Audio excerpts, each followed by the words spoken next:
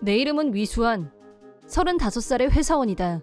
아내의 이름은 부정혜 31살이다. 최근에 파트 근무를 시작했다. 결혼 2년 차로 아이는 아직 없었다. 그런데 요즘 아내는 밥을 먹으면서도 계속 핸드폰만 들여다봤다. 그거 참, 밥 먹을 때만이라도 핸드폰에서 눈 좀 떼는 게 어때? 이게 뭐 어때서? 내가 밥을 안 하는 것도 아니고 파트 근무하면서 돈까지 버는데 내가 내 핸드폰 보는 것도 맘대로 못해? 나는 가볍게 한마디 했을 뿐인데 버럭 화를 내면서 분위기가 험악해졌다. 갑자기 파트 근무를 하겠다고 한 사람은 당신 자신이잖아. 그리고 사무실에서 파트 근무하는 거면 집에서 가까운 곳도 있는데 굳이 왜 그렇게 먼 데까지 가서 멀긴 뭐가 멀어. 지하철로 겨우 30분인데. 이런 식으로 아내와 말다툼하는 횟수가 늘어났다. 맞벌이 부부가 되니 얼굴 볼 시간이 줄어서 그런 거려니 처음엔 그렇게 생각했었다. 하지만 아내의 귀갈 시간이 갈수록 늦어지면서 혹시 딴 남자가 생긴 게 아닐까? 라는 의심이 고개를 쳐들기 시작했다. 동료가 같이 밥 먹고 해서라든가 오늘 잔업해야 돼 라든가 매번 그럴듯한 핑계를 대긴 됐지만 나는 아내에게 남자가 생겼다는 느낌을 지울 수가 없었다. 아내의 핸드폰을 몰래 봤다. 하지만 불륜 증거를 찾지 못했다. 상간남과 찍은 사진이나 동영상 같은 건 전혀 없었다.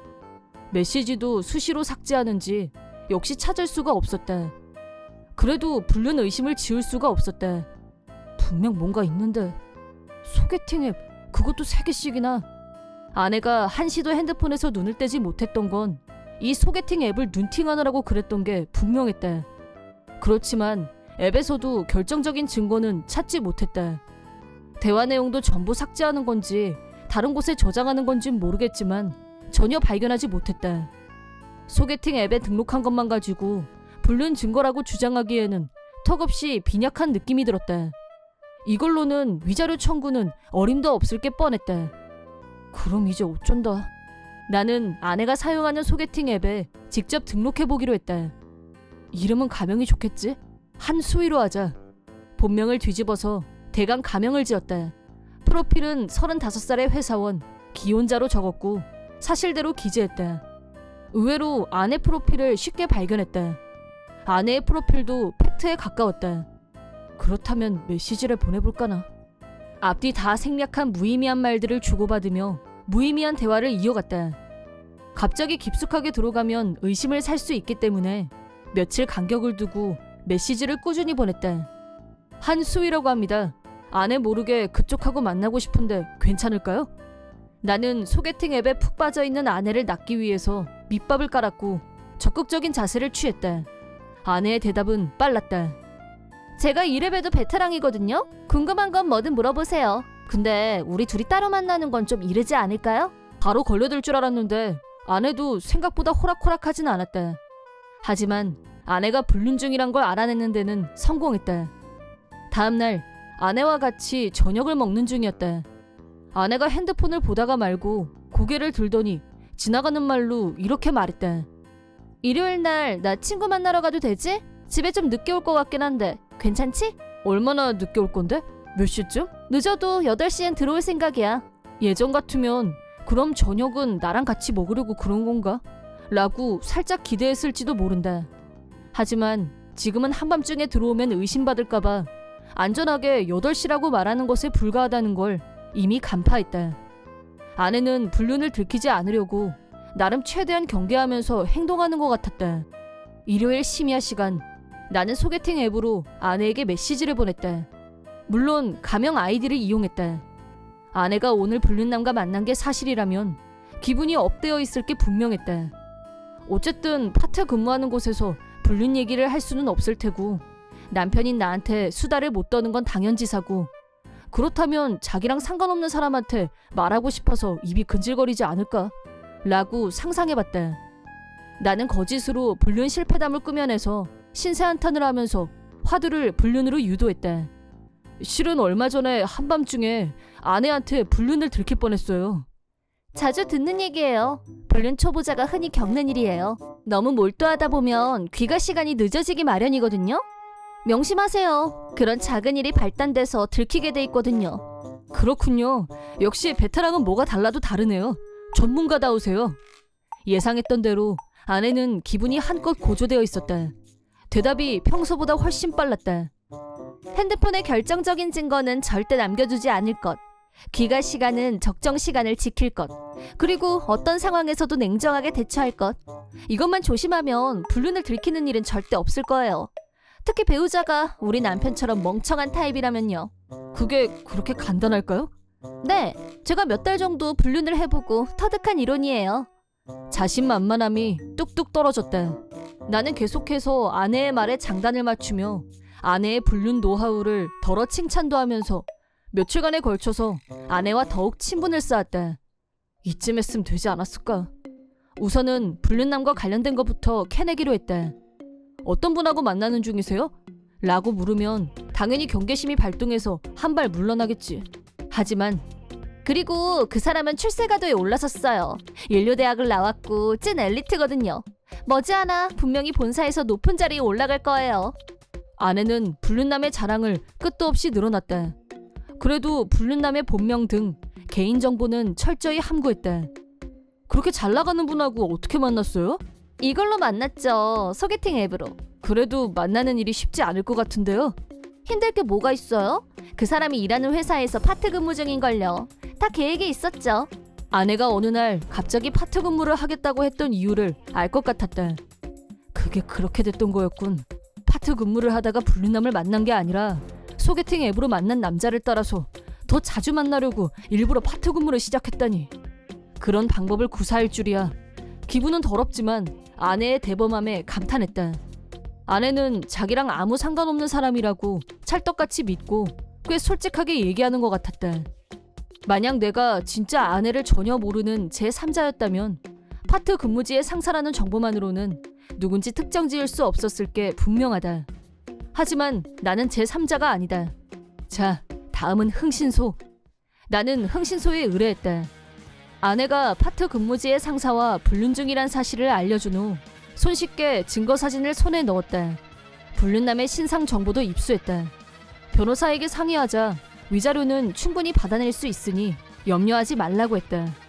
그러던 무렵 아내한테서 작업을 암시하는 내용의 메시지가 도착했다. 시간이 되면 언제 한번 볼까요? 나는 어떻게 하면 이 증거들을 이용해서 효과적으로 복수를 할 수 있을까 생각 중이었는데 이 메시지를 본 순간 좋은 생각이 떠올랐다. 나는 답신을 보냈다. 네, 저도 꼭 만나보고 싶어요. 마침내 약속한 당일 약속 장소로 정한 카페 분위기를 염탐해보니 아내가 나보다 먼저 도착해 있었다. 아내는 감기 걸린 사원이 있어서 대신 출근해야 돼. 라고 알리바이를 댔었다. 하지만 실제는 카페에서 여유있게 차를 마시고 있다는 사실. 매사가 거짓인 아내에게 새삼스럽게 분노가 일어났지만 냉정해지자, 침착하자 라고 다독이고 또 다독였다. 서로의 얼굴은 앱에서도 비공개였기 때문에 일종의 표시로 특정 모자를 착용하기로 미리 약속해뒀다. 나는 검은색, 아내는 흰색이었다. 오늘 약속을 위해 구매한 캡이 넓은 검은 모자를 쓰고 카페 안으로 들어갔다. 주저없이 아내가 있는 곳으로 들어갔고 앞자리에 앉았다. 어머, 한수희 씨? 인사하다 말고 아내는 표정이 굳었다. 한수희가 아니라 위수환이란 걸 알아봤겠지. 당신이 여긴 어떻게 왔어? 아내는 당황하는 기색이 역력했고 출입구 쪽을 연신 돌아보며 불안해했다. 곧 약속 시간은 다 됐고 행여 불륜남이 나타나면 어쩌나 불안해서 미칠 지경인 게 분명했다. 나는 아내가 물어본 말은 무시하고 모자를 벗은 후 자기소개를 했다. 처음 뵙겠습니다. 소개팅 앱에서 친절하게 답변해 주셔서 감사했어요. 한수희입니다. 내가 가명을 말하자 아내의 얼굴이 시뻘개졌다. 당신 뭐 하자는 거야? 이게 어떻게 된 거냐고! 나는 검은색 모자를 흔들어 보였다. 그제야 아내는 자기가 속았다는 걸 완전히 깨달은 것 같았다. 처음엔 당황해서 거기까진 생각하지 못했던 모양이다. 당신은 나를 아주 멍청하고 둔한 놈으로 취급한 것 같은데 나한테 속은 기분이 어때? 당신이 이것저것 열심히 대답해준 덕분에 힘 안 들이고 불륜남 정보도 입수했고 불륜 증거도 다 확보했어. 어떻게 아내를 속일 수가 있어? 진짜 최악이야. 남편 속이고 불륜한 아내가 할 말은 아닐 텐데 아내는 할 말이 없어지자 씩씩거리기만 했다. 이혼으로 귀결됐고 위자료는 전처와 불륜남에게 3천만 원씩 받았다. 실제로 출세할 기회가 있었던 불륜남은 회사의 눈치를 보다가 결국 퇴사했다고 한다. 불륜남에게 전처는 소개팅 앱으로 적당히 만나서 즐기는 게 목적이었을 뿐 결국 전처는 놈에게 버려졌다. 그러자 다시 나한테 왔지만 나도 거절했다. 전처는 버릇을 못 버리고 소개팅 앱으로 여전히 남자들을 찾고 있는 모양이다. 이번에는 결혼까지 가능한 남자를 찾고 있다고 하는데 그건 역시 본인 생각처럼 쉽지는 않은 것 같다. 내 이름은 정상인 28살의 회사원이다. 영업직을 맡고 있는 나는 회사에 불편한 동료가 한 명 있다. 이름은 왕재수. 나이는 나보다 1살 많지만 같은 해에 입사한 입사 동기이다. 왕재수는 입사 초기부터 나에 대한 라이벌 의식이 심했다. 실적을 가로채기도 하고 상사한테 아부도 열심히 했다. 사적인 면에서도 나한테 지기 싫어해서 3년 전에는 내가 사귀고 있던 회사 후배를 뺏긴 적도 있다. 전 여친 허야키는 나보다 1살 아래였고 마음이 여리고 소문에 흔들리는 경향이 있었다. 나는 약해 보이는 그녀를 옆에서 지켜주고 싶다는 마음에 사귀게 됐는데 그녀가 우울해할 때는 옆에서 항상 용기를 북돋아 주었다. 그런데 사귄 지 2년째가 되던 어느 날 갑자기 허야키가 헤어지자는 말을 꺼냈다. 내가 이유를 물어도 절대 이유를 말해주지 않았지만 얼마 지나지 않아 저절로 이유를 알게 됐다. 허야키와 헤어지고 일주일 후 회식이 있던 날 왕재수가 전체 사원들 앞에서 여러분께 말씀드릴 일이 있습니다. 저 왕재수와 허야키가 커플이 됐다는 걸 공식적으로 알립니다. 라고 말했다. 이거였어? 충격을 받은 나는 회식 자리에 더 있을 수가 없어서 몰래 자리를 빠져나와 집으로 가려는데 왕재수가 나한테 오더니 주변에 들리지 않게 경계하듯이 작은 소리로 사실은 2주 전에 나 허야키랑 호텔에서 하룻밤 보냈어. 쉽게 말해서 네 여친을 내가 가로챘다 이런 말이지. 감이 오냐? 그러더니 허야키와 자기의 속궁합이 어쩌고 저쩌고 나 뜨거운 얘기를 늘어놓았고 듣고 싶지 않다고 소리친 후 집으로 와버렸다. 2주 전이라면 아직 허야키와 헤어지기 전이었다. 착한 여자라고 생각했었는데 배신당한 상처는 생각보다 깊었고 한동안 나는 마음을 추스르기 힘들었다. 왕재수와 사귀기 시작한 허야키는 더 말이 없고 외톨이로 변했고 날이 갈수록 말라갔다. 그리고 3개월 후에는 개인 사정이란 이유로 회사에 사표를 냈다.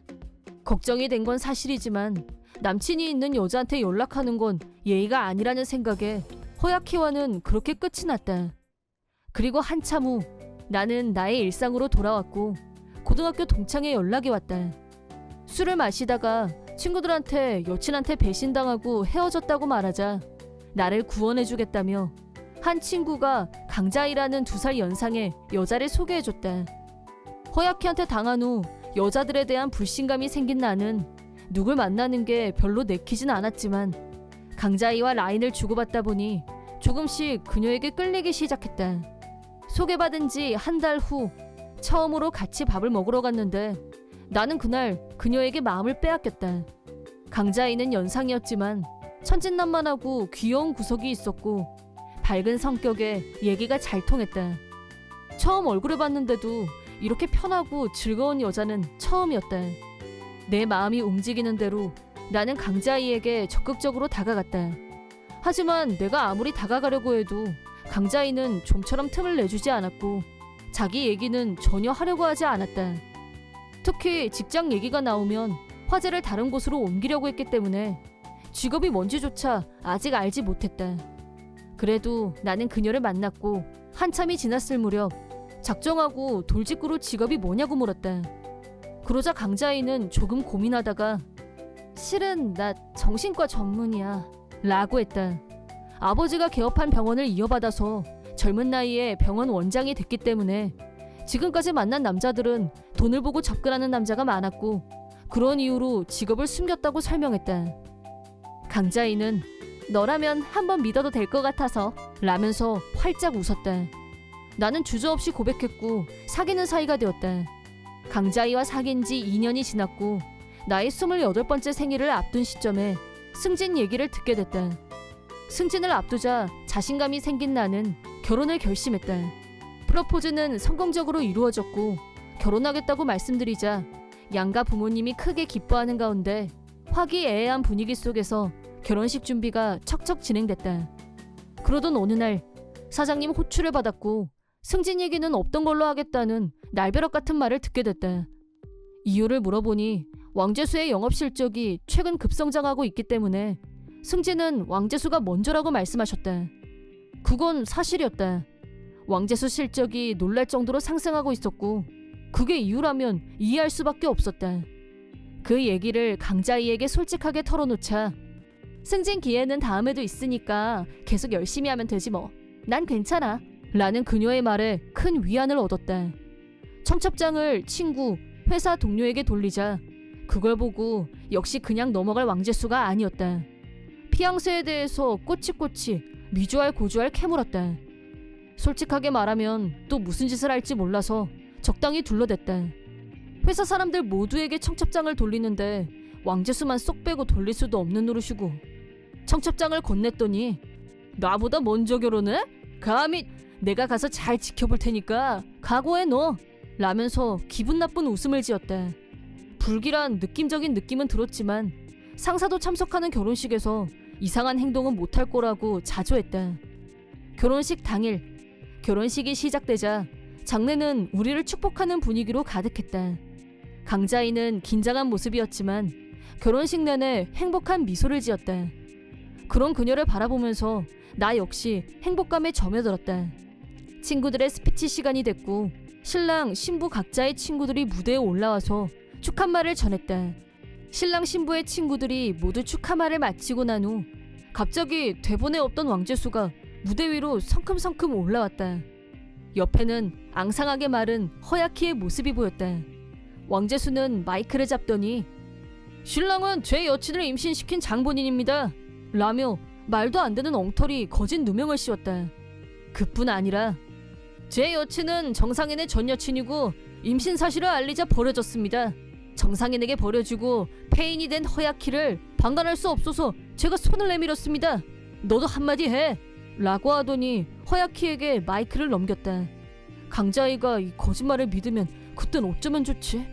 머릿속이 하얘지고 멘붕이 오려는 순간 강자이가 벌떡 일어나더니 허야키 앞으로 걸어갔다. 그러더니 고개 들어봐요 라고 하자 허야키가 벌벌 떨면서 강자이를 바라봤다.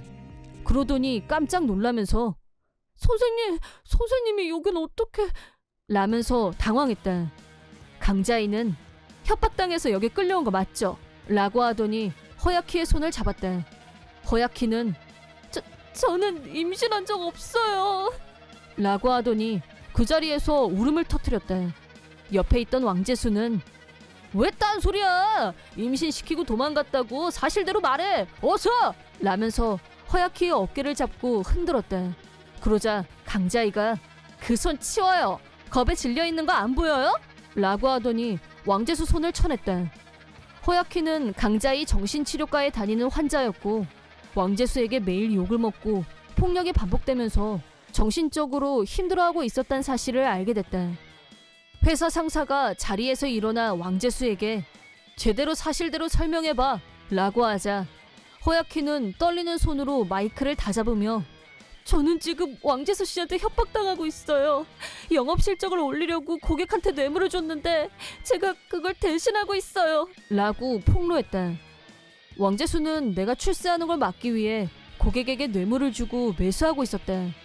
사실을 폭로하자 격분한 왕재수가 허야키의 목을 움켜쥐더니 주먹을 불끈 쥐었다. 그러자 강자이가 법대로 할 거니까 각오하고 계세요 라고 냉정하게 대응했다.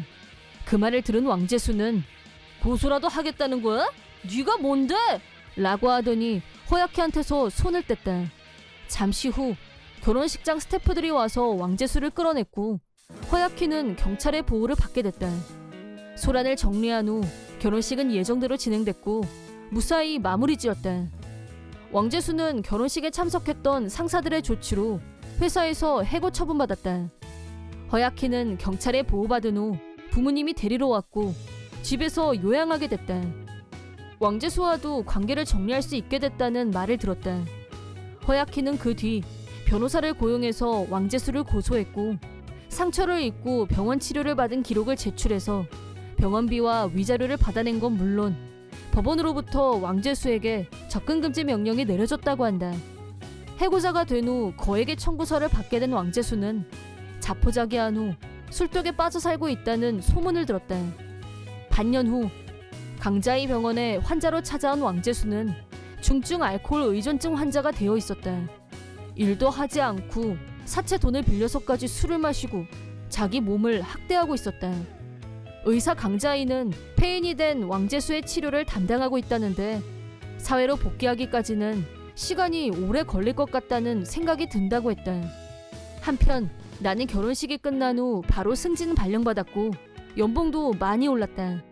강자이 수입에는 한참 못 미치지만 부끄럽지 않은 남편이 되기 위해 열심히 일하고 있다. 서로 항상 일에 쫓기고는 있지만 서로 의지하면서 평생 이렇게 함께 사이좋게 나이 들어갔으면 하는 게 나의 바람이다. 내 이름은 임신혜. 남편 진지한과 둘이서 살고 있는 25살의 주부이다. 2년 전에 결혼하고 나서부터 우리는 아이를 빨리 갖고 싶었고 임신 소식을 손꼽아 기다리고 있었다. 얼마 전 기다리던 임신 사실을 알게 됐고 남편과 나는 그야말로 환희를 느꼈다. 우리는 임신 소식을 곧장 양가 부모님께도 알려드렸다. 친정 부모님과 시아버지는 우리만큼 기뻐해 주셨지만 시어머니는 저세상 반응을 보였다. 시부모님은 3년 전에 이혼하셨고 두 분은 각각 따로 살고 계신다. 이혼 사유는 시어머니의 성격에 있었고 자기밖에 모르는 시어머니를 시아버지가 더 이상 감당할 수 없어서였다. 시어머니는 나하고 남편이 축하하기로 했다고 했을 때도 혼자서 불만이었고 축하한다는 말 한마디가 없었다. 시어머니 친정은 레스토랑을 경영하고 있었는데 의논도 없이 남편은 후계자로 점 찍어두고 있었다. 하지만 남편은 결혼하고 한 가정의 가장이 되면서 레스토랑에서 받는 월급만으로는 생활이 어렵다고 판단한 후 보다 안정적인 생활을 위해서 회사원으로 남는 걸 선택했다. 남편이 시어머니한테 본인의 의사를 밝히자 그럼 결혼을 안 하면 되잖아! 라면서 나를 무섭게 노려봤다. 그 말에 화가 난 남편이 어머니가 반대해도 저는 결혼합니다! 라고 맞섰고 우리는 장애를 뚫고 결혼했지만 시어머니와의 대립 때문에 결혼식도 못 올렸다. 우리 둘에게는 그 일이 가슴 한쪽에 생채기로 남아있다. 임신 사실을 알고 나서도 남편은 시어머니한테는 알리고 싶지 않다고 했지만 말 안 하고 있다가 나중에 알게 되면 일이 더 꼬일 것 같아서 그래도 알려는 드리자고 내가 남편을 설득했다. 남편이 시어머니한테 볼멘소리로 임신 사실을 말하자 예상 밖으로 시어머니는 좋아하셨고 축하 인사 겸 같이 식사하자고 먼저 제안하셨다. 한동안 안 보고 지냈는데 그 사이에 시어머니가 변한 건가? 한줌 기대를 품고 시어머니를 뵈러 갔다. 약속 장소로 정한 레스토랑에 도착하자 시어머니가 먼저 와 있었고 아주 밝은 표정이었다. 그러더니 기분 좋은 얼굴로 드디어 내가 손주를 안아보겠구나. 이거 약소하지만 축하 의미로 받아둬라. 라면서 종이 상자를 여러 개 내밀었다. 상자를 열자 일방적으로 남자아이의 옷과 장난감이 한가득 들어있었다. 순간 당황스러웠는데 남편이 아직 성별도 모르는데 이러시면 어떡해요? 라고 하자 시어머니는 넌 참 속도 편하다. 나는 후계자가 꼭 필요하고 저 애는 반드시 아들이어야 된다. 라고 주장했다. 남편이 아직도 후계자 타령이세요? 그리고 성별이 뭐가 중요해요? 저하고 신의 사이에 태어난 아이라면 아들이든 딸이든 똑같이 사랑할 겁니다. 라고 하자 시어머니가 버럭 큰 소리로 사랑하고 말 이게 그런 차원인 줄 알아? 아들이 아니면 안 된다니까 글쎄. 딸이면 이혼 각오해. 라며 언성을 높였다. 화가 난 남편이 거봐 내가 굳이 어머니한테 얘기할 필요 없다고 했지. 가자. 라고 하더니 시어머니한테 받은 선물을 모두 돌려주고 밖으로 나왔다. 집에 오자 남편은 나한테 미안해하면서 오늘 일은 정말 미안해. 신경 쓰지 마. 라고 했다.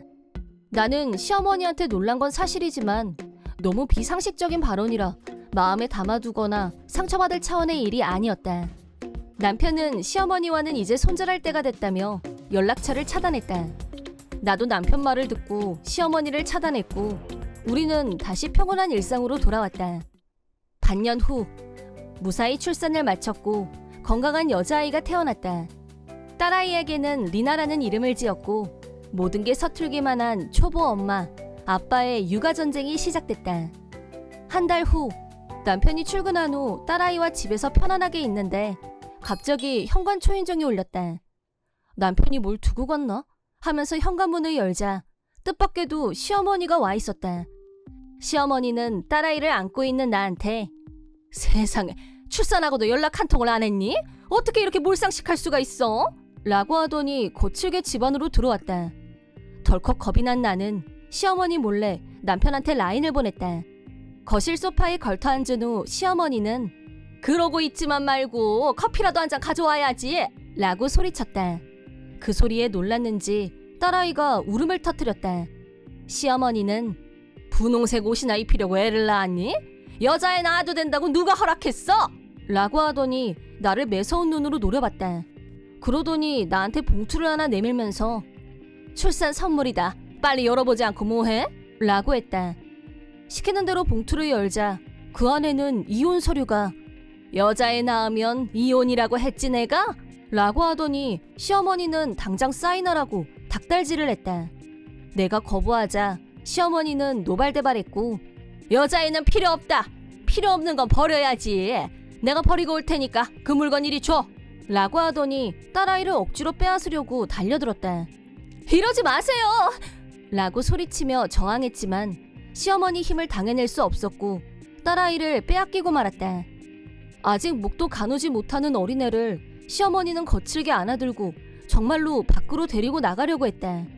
그러자 그때 현관문이 열리면서 남편과 시아버지가 들어왔다. 딸아이를 안고 달아내려는 시어머니를 발견하고는 미쳤어? 지금 뭐하는 짓이야? 라고 소리친 후 남편이 다시 딸아이를 뺏어왔다.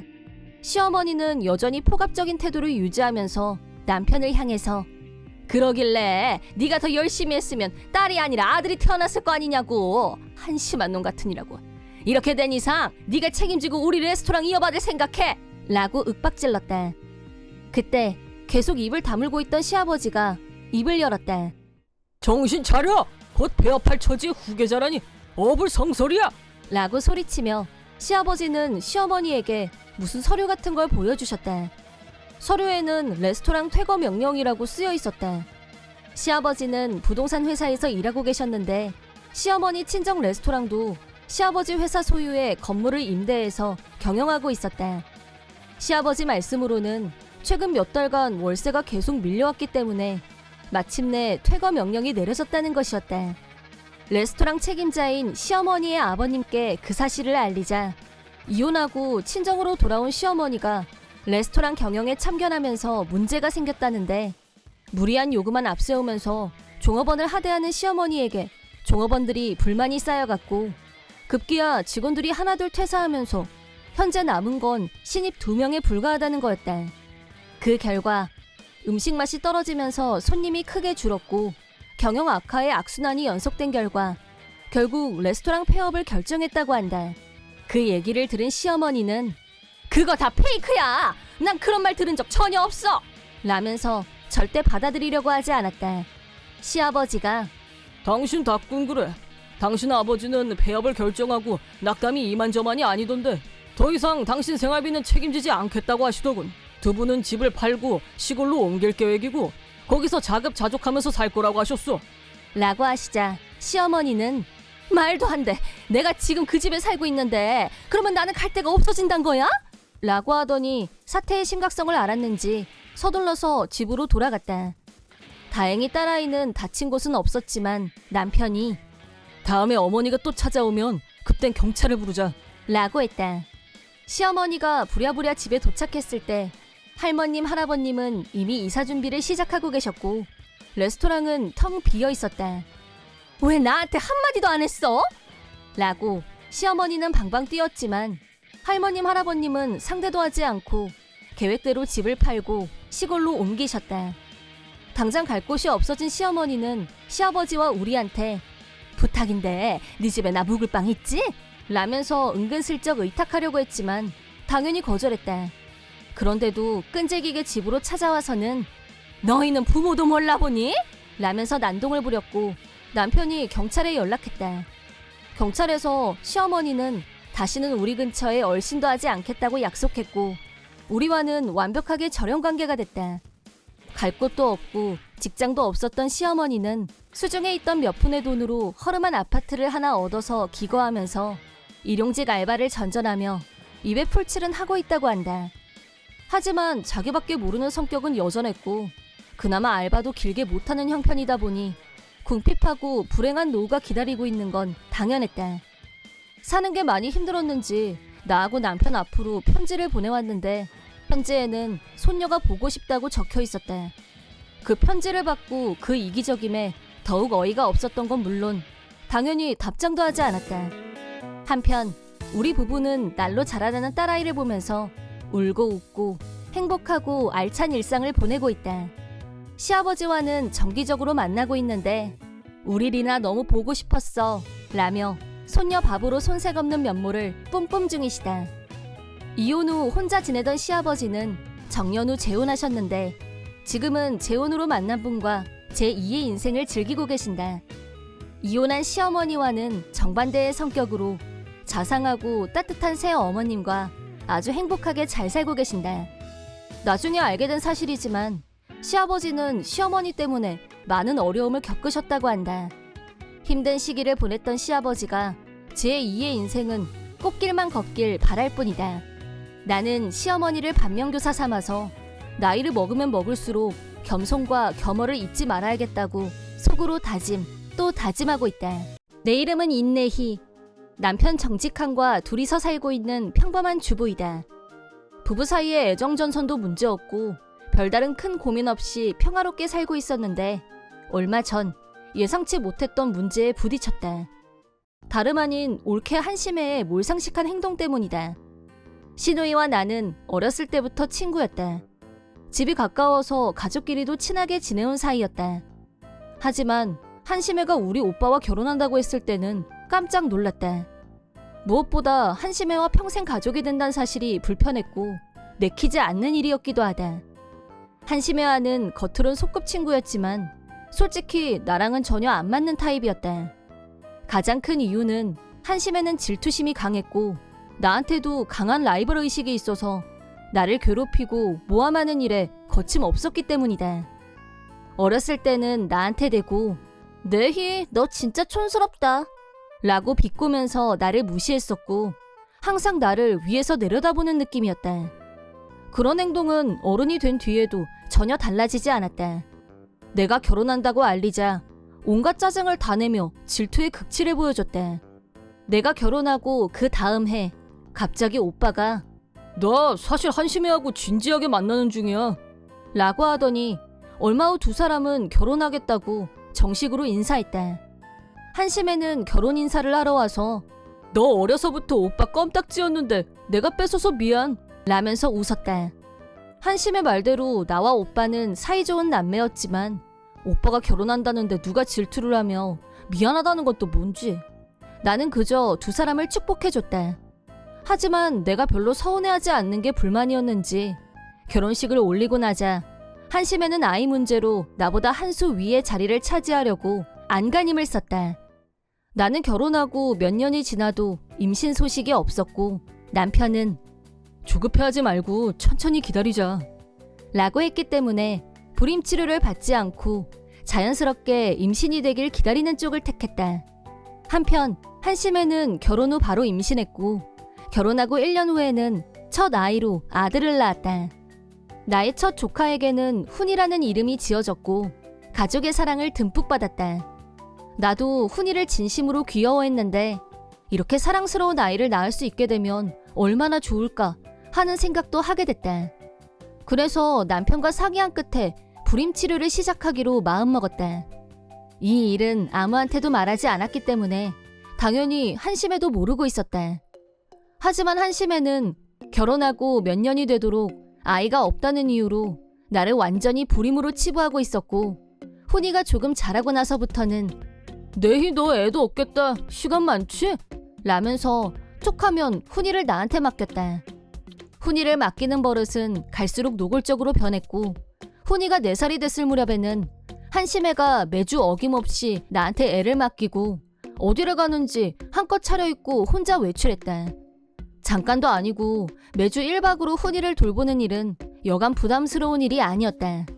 나는 진지하게 훈이를 맡기는 횟수를 자제해달라고 말했다.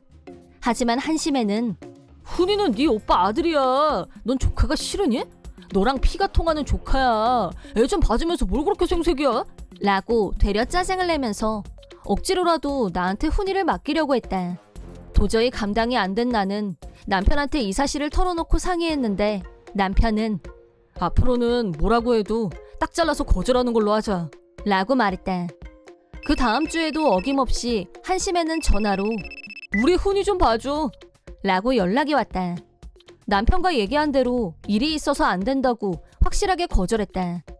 일단 말하는데 성공한 후 전화를 끊었는데 한심해는 포기하지 않고 계속해서 전화를 걸어댔고 한동안 전화기가 불이 날 정도로 울렸다.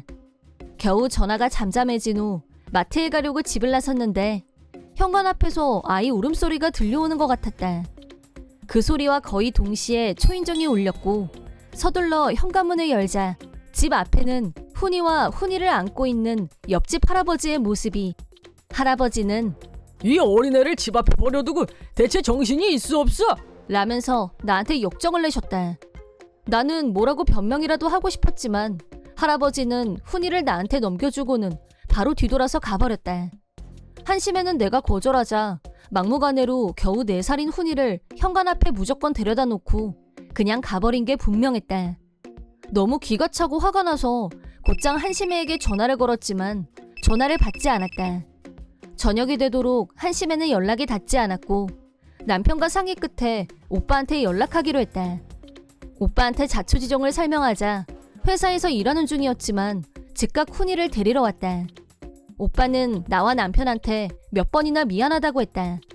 다시는 이런 일이 없도록 한심해에게 단단히 주의를 주겠다고 약속하고 집으로 돌아갔다. 다음날 한심해는 연락도 없이 집으로 찾아와서는 너 우리 부부한테 싸움 붙이려고 작정했니? 네가 그러면 괴로운 사람은 네 오빠야. 라며 반협박조로 나왔다. 내가 어떻게 무턱대고 어린애를 현관 앞에 버리고 갈 수가 있어? 너야말로 무슨 생각하고 사는 거야? 다시는 그런 짓 하지 마. 라고 주의를 주자 나는 애 못 낳는 너를 특별히 생각해서 훈이를 맡기는 거거든?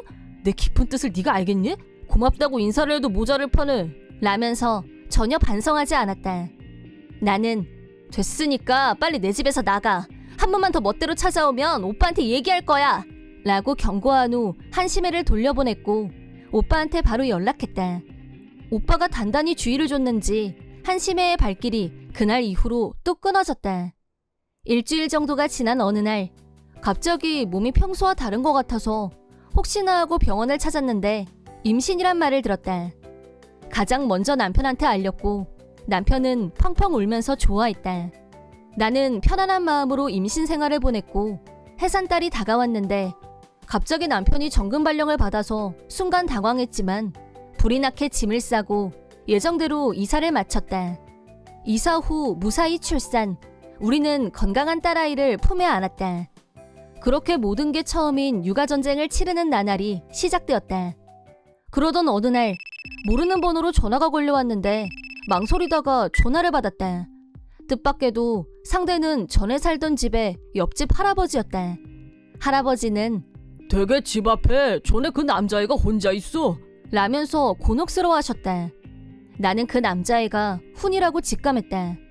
한심해와는 전혀 연락을 안 하고 살았기 때문에 내가 이사한 것도 모르고 있었을 거고 아이를 출산한 후에도 너무 정신이 없어서 아직 오빠한테도 출산 소식을 알리지 않은 상태였다. 훈이가 걱정됐지만 해외로 이사를 한 상태여서 내가 당장 할 수 있는 일이 없었다. 할아버지께는 죄송했지만 사정을 잘 말씀드린 후 경찰서에 신고를 부탁드리고 전화를 끊었다. 그러자 바로 한심해한테서 전화가 걸려왔다. 야, 너 미쳤어? 어떻게 경찰에 신고할 수가 있어? 라며 분노. 나는 한심해한테 말려들지 않고 침착하게 한 달 전에 해외로 이사해서 그 집에는 더 이상 안 산다고 하자 한심해는 뭐? 너 그거 진짜? 어떻게 그렇게 중요한 일을 한마디도 안 할 수 있어? 나는 불임인 너한테 모성애 체험을 시켜주려고 배려한 거였는데 어떻게 이럴 수가 있어? 경찰에 신고를 해? 라면서 고래고래 소리를 질렀다. 나도 질세라. 한 가지 더 빼먹은 게 있는데 나 얼마 전에 출산했어. 나 지금 바빠. 전화 끊는다. 라고 하고 전화를 끊어버렸다. 그 후 한심해는 경찰에 불려가서 조사를 받은 모양이었다. 오빠도 연락을 받고 경찰서로 달려갔는데 한심해는 이게 다 당신 동생 때문이잖아. 라면서 길길이 날뛰었다고 한다. 경찰에 불려다닐 정도로 문제를 일으키자 오빠도 더는 못 봐주겠다고 생각했는지 이혼할 결심을 했고, 한심해가 어린애를 남의 집 앞에 방치한 점을 근거로 친권은 오빠가 갖게 됐다. 오빠는 이혼 후 부모님이 살고 있는 본가로 이사를 했고, 부모님의 도움을 받으며 싱글 파더로 양육과 일을 병행해 나가고 있다. 오빠와 이혼한 한심해는 혼인을 방치한 사실이 친정 부모님께 알려진 후 절연당했다고 한다. 오갈 곳이 없어진 한심해는 그제야 오빠한테 잘못했다면서 매달렸지만 오빠의 결심은 단호했다. 게다가 이혼 시점에서 오빠가 조사한 결과 한심해의 불륜이 발각됐다. 분노 폭발한 오빠는 위자료를 청구했고, 위자료를 갚을 돈이 없었던 29살의 한심해는 돈 많은 남자를 잡아서 팔자를 고칠 생각을 했지만 그것도 쉽지만은 않은 모양이었다. 결국 빚을 내서 위자료를 냈다고 한다. 혼자서 살다 보니 외로웠는지 이제 와서 훈이가 보고 싶다면서 오빠한테 툭 하면 연락이 온다는데 오빠는 면회를 금지하고 있다고 한다. 그 어린애를 밖에다 혼자 내버려뒀으니 그 정도 처벌은 당연하다고 본다. 한편 나는 해외 생활에 이제야 겨우 적응이 됐고 요즘은 한국에 계신 부모님과 영상통화를 자주 한다. 훈이는 내 딸아이를 화면으로 보면서 빨리 안아보고 싶어 라며 만나고 싶어 한다. 벌써 오빠 노릇을 할 준비가 되어 있는 듯. 여러 가지 일들이 있었지만 훈이는 아무 잘못이 없었고 한심해 때문에 더 큰 상처를 받기 전에 차라리 이혼한 게 잘된 일이 아닐까 싶기도 하다. 영상통화가 아니라 가족들에게 딸아이를 직접 만나게 해주고 싶은 마음에 한국에 갈 날만 손꼽아 기다리고 있다. 내 이름은 남조아. 남편 왕재수와 4살이 된 딸아이 다솜이, 그리고 시부모님까지 5 식구를 둔 전업주부이다. 다행이라면 시부모님과 아주 좋은 관계를 유지하고 있다는 사실이다. 딸아이 유치원 엄마들과도 잘 지내고 있고 생활면에서 아무 불만 없이 순탄하게 잘 살고 있다고 생각했다. 하지만 딸아이가 4살이 된 무렵부터 남편이 달라지기 시작했다. 시부모님을 모시고 살고 있기 때문에 그동안 남편은 내가 혹시라도 힘들지 않을까 걱정했고 퇴근하면 곧장 집으로 오는 편이었다. 그런데 요즘 들어서 갑자기 잔업을 한다면서 늦게 오는 날이 많아졌다. 남편 회사는 잔업이 없다는 점을 홍보수단으로 이용하는 회사였는데 하루 이틀도 아니고 매일 잔업이라니 앞뒤가 맞지 않았다. 평사원인 남편은 한 번도 출장을 간 적이 없었는데도 뜬금없이 출장이라고 하고 3일 동안 집에 안 들어온 적도 여러 번 있었다. 단지 그것뿐만이 아니라 나와 딸아이에게 무관심했고 대화를 나누는 시간도 확 줄어들었다. 이건 분명히 뭔가 있다고 생각하면서 행동을 지켜보고 있던 어느 날 갑자기 유치원에서 알고 지내는 한진자 씨가 카페에서 잠깐 보자며 연락이 왔다. 한진자 씨와는 단둘이 카페에서 만날 정도로 친한 사이도 아니었고 오히려 웬만하면 피하고 싶은 사람이었다. 한진자 씨는 겉모습이 화려하고 기가 센 편이었는데 남편이 엘리트라는 걸 늘 자랑했고 돈 많은 티를 팍팍 내면서 분위기를 흐렸다. 그러다 보니 유치원 엄마들 사이에서 기피 대상 1호였고 나도 되도록 멀리하려고 하는 편이었다. 그렇다고 애들끼리 친한 사이도 아닌데 왜 나만 따로 보자고 연락을 한 건지 도무지 이유를 알 수가 없었다. 하지만 보자는데 안 나갈 수도 없고 해서 속으로는 내키지 않았지만 마지못해 약속 장소로 나갔다. 약속 장소에 도착하자 먼저 와있던 한진자 씨는 나를 향해 손짓했다. 안녕하세요 라는 인사와 함께 웃으면서 자리에 앉자 한진자 씨가 오늘은 자기한테 중요한 얘기가 있어 라고 했다. 내가 중요한 얘기가 뭔데요? 라고 하자 나 실은 자기 남편하고 만나는 중이야 라는 충격적인 사실을 고백했다. 처음에는 그게 무슨 뜻이에요? 지금 농담하시는 거죠? 라고 별일 아닌 듯 나름 웃으면서 넘기려고 했는데 그럴수록 한진자 씨는 정색하면서 우리 사귀는 사이라고 진짜로! 라고 하는 순간 요즘 남편의 의심스러웠던 행동들이 떠올랐다. 남편이 유치원 엄마인 여자와 불륜 중이라는 걸 인정하고 싶진 않았지만 한진자 씨의 말을 사실로 받아들일 수밖에 없었다. 충격받고 할 말을 잃은 나에게 한진자 씨는 계속해서 위자료 5천 줄게. 재수 씨하고 당장 이혼해 줄래? 그러겠다고 약속만 하면 내가 일시금으로 입금해 줄게. 라고 말했다. 그 말을 듣고 나도 모르게 그 돈을 전부 일시금으로요? 라고 물었고 내가 빈말하는 거 봤어? 라면서 진자 씨는 호탕하게 말했다. 정말 그럴 능력이 있는 건지 반신반의하면서 혹시 몰라서 그 자리에서 바로 각서를 받았다. 위자료와 양육비의 구체적인 금액도 적어놓고 사인에 도장까지 찍었다. 한진자 씨와는 얘기가 끝났고 이제 남편한테 확인하는 일만 남았다. 남편은 오늘도 늦게까지 안 들어왔지만 안 자고 기다렸다. 밤 12시가 넘어서야 들어온 남편에게 당신 숨기는 거 없어? 라고 돌직구로 묻자 이미 다 들었는지 표정 하나 안 바꾸고 아, 나 바람난 것 때문에? 라고 뻔뻔하게. 그 모습에 분노가 올라왔지만 한진자 씨에게 이혼해달라는 말을 들었다고 하자 남편은 진짜는 돈이 많으니까 당신 위자료 두둑하게 챙길 수 있을 텐데 그럼 하자는 대로 해줘서 나쁠 거 없는 거 아니야? 라며 남의 일 말하듯이 했다. 나와 딸아이를 배신한 것에 대해서는 일말의 가책도 느끼지 않고 있는 남편의 뻔뻔함에 분노가 폭발한 나는 누가 들으면 눈먼 돈 들어오는 줄? 먼저 당신 잘못에 대해서 사과하는 게 예의지! 라고 남편한테 소리쳤다. 그러자 남편은 귀찮다는 듯이 불륜관계가 시작된 경위에 대해서 털어놨다. 남편은 유치원 운동회 때 얼굴을 익히게 된 한진자 씨와 우연히 자주 가던 바에서 만나게 된 걸 계기로 친해졌다고 한다. 그렇게 사이가 점점 가까워지기 시작하자 한진자 씨가 자기 남편 문제로 고민을 털어놓았고 고민을 들어주고 위로하다 보니 서로에게 호감이 생겼다는 거였다.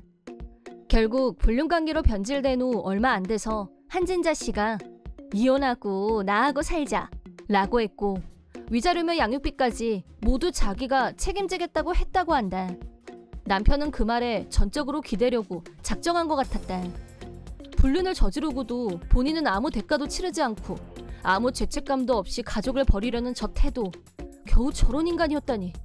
남편한테 인간으로서 실망한 나는 다솜이 데리고 여기서 나갈 거야 라고 하고 미련 없이 이혼에 동의했다. 다음날 딸아이를 일찍 재우고 남편이 집에 오기 전에 시부모님께 이혼에 대해서 말씀드리기로 했다. 남편이 유치원 엄마와 불륜관계라는 사실을 알게 된 시부모님은 충격과 분노에 휩싸였다. 그리고 재수랑은 이참에 연을 끊을 테니까 이혼하더라도 우리 다솜이는 만나게 해줄 수 없겠니? 라며 눈물을 글썽이면서 부탁하셨다.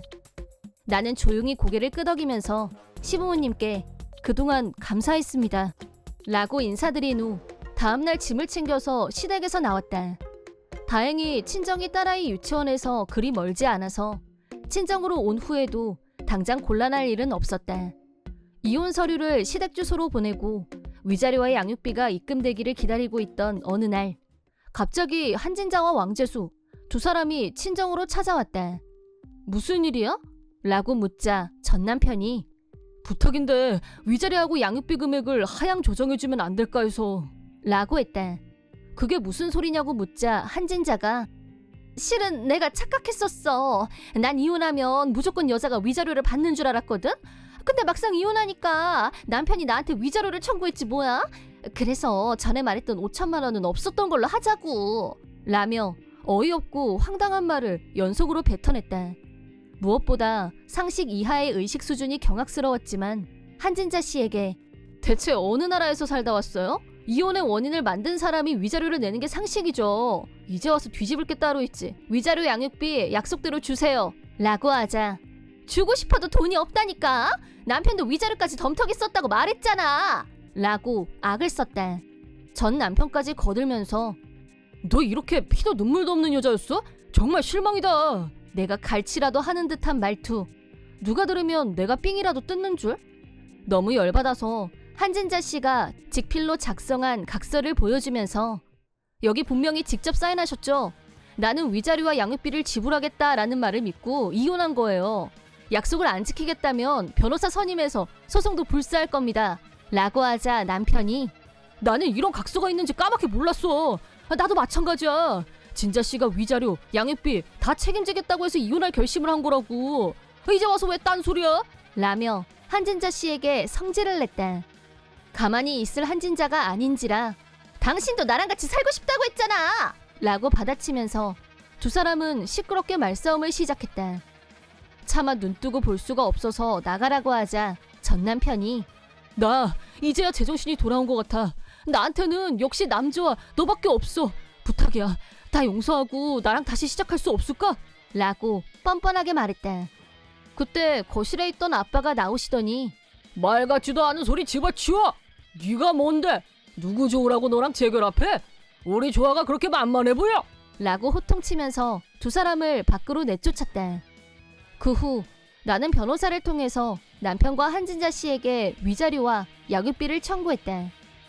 전 남편은 시댁에서 손절당하고 쫓겨난 후 한진자 씨와 같이 살고 있는 모양인데 두 사람은 이혼한 전 배우자들에게 청구받은 위자료를 갚기 위해 밤낮을 가리지 않고 알바를 몇 개씩 하면서 잠잘 시간도 없이 중노동 중이라고 한다. 한진자 씨는 이혼하면서 남편분이 아이의 친권을 가졌다. 자식도 잃고 돈도 없고 빈곤층이 되어버린 게 다 왕재수 탓인 양 짜증과 분노를 전부 왕재수에게 풀었고 그걸 그냥 받아줄 왕재수가 아닌지라 두 사람은 하루가 멀다고 싸움만 했다. 더러는 경찰이 출동할 정도로 심각한 상황도 있었다고 한다. 전 남편은 사는 게 지옥같이 느껴졌는지 딸아이가 보고 싶다며 울면서 전화를 걸어오곤 했다. 하지만 딸아이가 남편을 보고 싶어 하지 않아서 둘의 면회는 전혀 생각하고 있지 않다. 한편 나는 싱글 마더가 되고 친정에서 육아에 도움받으면서 무사히 직장을 구했다. 어린이집에서 파트타임으로 일하면서 딸아이를 키우고 있다. 딸아이가 좀 더 자라면 풀타임으로 전향해서 열릴 마음으로 거듭날 계획이다. 전 시부모님과는 지금도 가끔 만나는데 같이 살 때와 변함없이 딸아이를 아끼고 사랑해 주신다. 전 남편은 절대 용서할 수 없지만 전 시부모님과는 앞으로도 계속 좋은 관계를 유지해 나갈 생각이다. 무엇보다 중요한 건 딸아이의 행복이고 어떤 시련이 닥쳐도 딸아이를 사랑하고 딸아이를 위해 최선의 선택만 하리라 다짐해본다. 내 이름은 안정재, 직업은 약사, 나이는 30, 28살에 동갑인 부정혜와 결혼했고 얼마 전 두 번째 결혼기념일을 보냈다. 결혼 초 나는 우리 부부만큼은 영원히 알콩달콩 변함없는 애정을 유지할 거라고 순진하게 믿었었다. 물론 현실은 나라고 예외가 아니었다. 결혼하고 1년도 되기 전부터였다. 전업주부인 아내는 툭하면 이런저런 이유를 대고 밤에 들어오지 않는 날이 많아졌다. 어디 갔다 왔냐고 물으면 아내는 쇼핑하러 나갔다가 길을 헤매서 집에 오니까 이 시간이 됐네? 라는 식으로 황당한 이유를 대면서 사실을 숨기는 인상을 줬다. 원래부터 엉뚱하고 유치한 면이 있는 여자여서 꼬치꼬치 캐물어봐야 시간 낭비라는 생각이 들었고 물어보는 걸 포기하고 하는 짓을 지켜보기로 했다. 내가 아무것도 안 물었더니 아내는 점점 외박하는 횟수가 늘어났다. 집안일, 요리에 소질이 없는 편이었지만 최선을 다해 열심히 하려고 노력했었다. 하지만 이제는 아예 손을 뗀 상태였다. 퇴근하고 파김치가 돼서 집에 간신히 왔는데 냉기가 도는 집안에는 먹을 것도 하나도 없고 냉장고도 텅텅. 이런 생활에 넌더리가 나기 시작한 나는 어느 날 아침에 들어온 아내에게 평소와는 다르게 심각한 말투로 논리적으로 따질 생각이었다. 연락도 없이 아침에 집에 들어오는 거 문제라고 생각 안 해? 라고 내가 묻자 아내는 지금 그게 중요한 게 아니야. 나 꼭 하고 싶은 말 있으니까 내일 시간 좀 내줘? 라며 잔뜩 흥분한 상태로 말했다. 그 모습에 압도당한 나는 하려고 했던 말을 모두 속으로 삼키고 영문도 모르는 채 알았어 라고 짧게 대답했다. 다음날 퇴근하고 돌아오니 현관에 처음 보는 남자의 신발이 불길한 기분에 휩싸인 채 거실로 들어가니 아내와 모르는 남자가 무릎을 꿇고 나란히 앉아서 나를 기다리고 있었다. 불길함은 더욱 강하게 뇌리를 압박했지만 우선은 누구시죠? 라고 물었다. 그러자 남자는 이마가 바닥에 닿을 정도로 엎드렸다가 일어났다. 남자가 절을 하는 것과 거의 동시에 옆에 붙어있던 아내가 나 이 사람하고 같이 있고 싶어. 이혼해줘. 라고 했다. 나는 너무 놀라서 순간 할 말을 잃었지만 아내의 불륜남은 몇 번이나 미안하다면서 부탁드립니다. 죄송합니다. 라고 사정하는 모습을 보자 격노할 정도로 분노가 치밀지는 않았다. 순간 내 머릿속에 떠오른 건 최근 들어 집안일에 손 하나 까딱하지 않는 아내의 모습이었다. 내 월급으로 뭘 하는지 게으름의 극치, 외박을 밥 먹듯이 하는 아내를 보면서 언제 이혼해도 상관없다는 생각을 해본 것도 사실이었다. 그동안 숱한 외박의 이유가 불륜남을 만나기 위한 것이었다니. 그래도 남아있던 아내에 대한 애정이 순식간에 사그라지는 게 느껴졌다. 나는 아내와 불륜남에게 좋아요 라고 한 후 이혼 조건을 내걸었다. 우선 이혼을 하게 되면 불륜에 대한 위자료를 청구하겠다고 전제를 깔았고 재산 분여 없이 현재 있는 저금은 전부 내가 갖겠다. 지금까지 일하면서 돈을 모은 사람은 나니까 당연한 요구였다. 그리고 이혼하고 나면 2번 다시 나한테 연락하거나 귀찮게 하지 않겠다는 조건에 동의하면 당장 이혼하겠다 라고 요구를 전달하자 아내와 불륜남은 고맙습니다 라며 둘이서 동시에 나한테 꾸벅 고개를 숙였다. 이겼지만 진 것 같은 미묘한 기분에 휩싸였지만 불륜을 저지른 여자와 부부로 계속 살아갈 생각은 없었기 때문에 미련 없이 이혼에 동의했다. 위자료는 바로 입금했고 아내는 집에서 영원히 나갔다. 이런 식의 결말을 겪게 됐다는 건 충격이었지만 집안일도 하지 않는 아내를 부양할 필요도 없고 돌싱이 된 나는 전보다 자유롭고 편안해진 기분을 느꼈다. 이혼 후 1년이 지나 바람난 아내와 이혼한 내가 불쌍하다면서 친구가 자기가 잘 아는 어떤 여자를 소개해줬다. 그녀의 이름은 현명이 전처와 정반대의 타입으로 차분하고 지적인 여자였다. 그녀에게 첫눈에 반한 나는 적극적으로 대시했고 사귀는 사이로 발전했다. 일도 일상도 모든 면에서 만족스럽게 보내고 있던 어느 날 쉬는 날 집에서 혼자 편하게 쉬고 있는데 갑자기 현관 초인종이 울렸다. 모니터를 보니 현관 앞에 어린애를 안고 있는 전처와 불륜남의 모습이 비쳤다. 모니터에 대고 2번 다시 나를 귀찮게 하지 않기로 한 약속 잊었어요? 라고 하자 두 사람은 중요한 얘기가 있다면서 심각한 얼굴로 말했다. 할 수 없이 집에 들어오라고 해서 무슨 일이죠? 라고 묻자 전처가 이 아이 당신 아이였어. 라는 충격적인 발언을 했다. 무슨 말이냐고 다시 묻자 나와 이혼한 후 곧바로 임신 사실을 알게 됐고 무사히 출산했는데 얼굴이 현 남편과 닮지 않아서 DNA 감정을 한 결과 현 남편과 유전자가 일치하지 않는다는 판정을 받았다는 거였다. 그러더니 이번에는 불륜남이 나한테 실은 제가 해고를 당해서 경제적으로 많이 힘듭니다. 그래서 부탁인데 이 아이 양육비를 주실 수는 없을까 해서요. 아빠니까 양육비 지원은 당연한 거잖아요. 라고 주장했다. 전처도 질세라 자기 핏줄을 나몰라라 하진 않을 거지? 라며 우격다짐으로 나왔다. 나는 길게 한숨을 내쉰 후 양육비를 줄 수 없다고 선을 그었다. 그러자 불륜남이 그건 너무 비양심적인 발언 아닙니까? 내가 당신 아이를 대신 키우고 있는데! 라며 분노 폭발. 전처도 양심이 있어야지. 라며 부창부수로 맞받아쳤다. 그래서 나는 두 사람에게 한 가지 사실을 알려줬다. 내가 알려준 사실이란 아내와 결혼하고 1년 정도가 지난 후부터 단 한 번도 부부관계를 가진 적이 없다는 사실이었다. 원래부터 결벽증이 있던 나는 아내가 밤에 나돌아다니기 시작한 후부터 불륜의 가능성을 염두에 뒀었고 이상한 전염병이라도 옮을까봐 불안해서 아예 침실을 따로 썼었다. 그 뒤로 한 번도 잠자리를 같이 하지 않았기 때문에 임신이라니 말도 안 되는 가설이었다. 내가 딱 잘라 말하자 당황한 전처는 기억 안 나? 송년회하고 술 취해서 들어온 날 있었잖아. 그날 우리 같이 잤잖아. 기억 안 나? 라고 달려들듯이 따졌지만 기억 안 나.